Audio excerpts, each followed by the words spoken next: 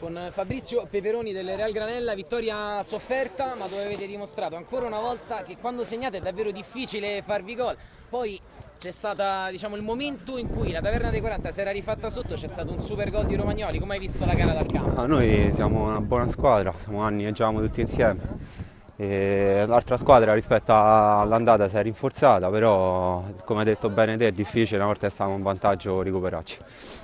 E in generale era una giornata particolare, ti senti fare una dedica, abbiamo Sì, visto il video di raccoglimento prima dell'inizio. oggi come stamattina abbiamo a mancare la madre del nostro mister Alberto Brutti e questa vittoria l'abbiamo dedicata a lui.